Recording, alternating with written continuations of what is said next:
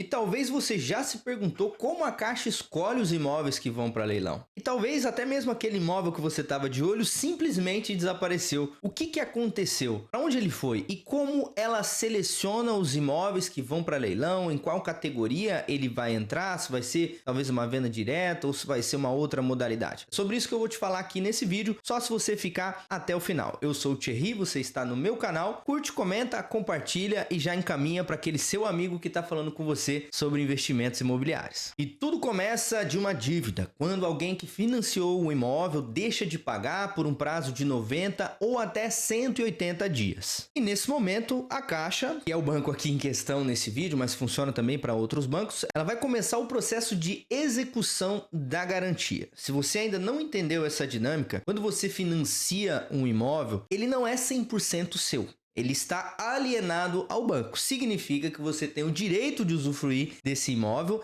desde que você pague, você cumpra com a sua parte do contrato, que é pagar as parcelas em dia. E quando você deixa de pagar essas parcelas por um período de 90 até 180 dias, por contrato, o banco ele pode executar a garantia, que é retomar o imóvel para que ele consiga vender para uma outra pessoa, que dessa vez então pague o imóvel da forma correta. Mas beleza, a Caixa foi lá, executou a garantia daquele contrato. E o que acontece depois? Ele já vai direto para o leilão? Ele precisa passar por algum filtro, alguma análise? É sobre isso que eu vou te falar agora. A Caixa utiliza 4 critérios principais para analisar qual que é a complexidade da venda daquele imóvel. O primeiro deles é a regularidade documental. O segundo, a viabilidade de desocupação. Terceiro, o interesse de mercado. Qual que é a liquidez desse imóvel? Ele é vendável? E o quarto, a ausência de disputas judiciais ativa. Então, analisando com um pouquinho de mais detalhe cada um dos pontos, o primeiro deles que é a regularidade documental. Esse imóvel precisa estar com a matrícula e todos os documentos devidamente encaminhados ou minimamente estruturados. Porque se falta alguma documentação básica, alguma questão de matrícula, alguma questão de registro, algo básico ali para venda ou a transferência desse imóvel, ele provavelmente vai ficar travado. Então, não faz sentido nenhum a Caixa colocar vendo um imóvel com problemas de documentação. Então, isso já é um filtro, tá? Não é uma regra você simplesmente presumir que todos os imóveis estão 100% ok. É sempre bom você analisar ao pensar em participar de um leilão, mas aqueles casos mais críticos, eles já nem chegam no leilão. 2. A viabilidade da desocupação. Essa é uma pergunta que acontece muito para quem está chegando agora relacionada à desocupação do imóvel. E geralmente são aquelas perguntas: e se tem uma família com uma pessoa em situação de doença, se tem uma criança pequena, se tem alguma situação particular ali que impeça a desocupação do imóvel. Nesses casos, geralmente essa pessoa ela vai entrar com algum tipo de processo, ela vai tentar comunicar, ela vai tentar alegar alguma coisa para não perder o imóvel. Então, nessa etapa de questões documentais, quando você pensa em comprar um imóvel, ao analisar, já é possível você encontrar indicadores dessa questão. Afinal, ninguém aqui quer ser o vilão, ninguém quer colocar uma família indefesa na rua. Mas como investidor do mercado de leilão de imóveis, a gente precisa pensar que estamos resolvendo um problema financeiro.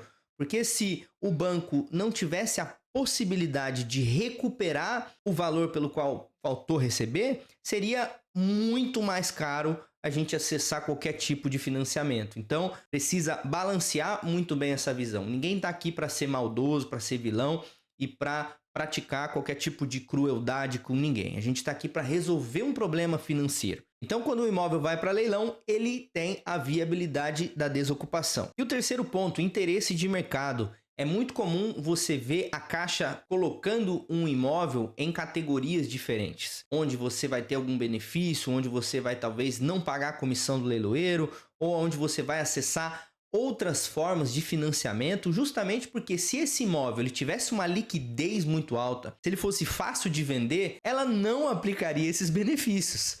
Então, quando você encontra algum benefício muito grande, é justamente a Caixa desenvolvendo mais formas, mais ferramentas para que você compre aquele imóvel que por algum motivo, ou por localização, ou por alguma questão de liquidez, não é muito vendável. Então, é muito legal você se atentar a esse ponto. E o quarto e último ponto, que é a ausência de disputas judiciais ativas, tá? Então, aqui É muito comum e acontece com algumas pessoas. Nossa, eu estava namorando ou estava acompanhando um imóvel ali que chamou muito a minha atenção, é próximo da minha casa, é uma região que eu gosto muito, mas simplesmente ele desapareceu.